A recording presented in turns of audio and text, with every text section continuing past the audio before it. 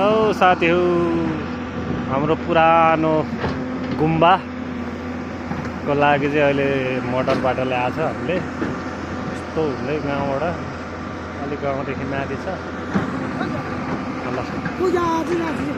फप्पे फप्पे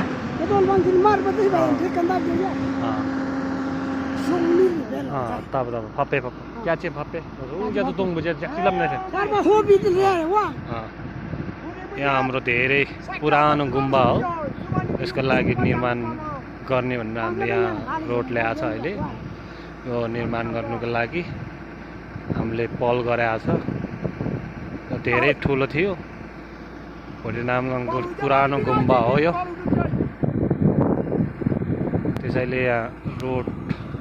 हामीले खनेको छ गाउँदेखि माथि छ ल यहीँसम्म आइपुग्यो अब त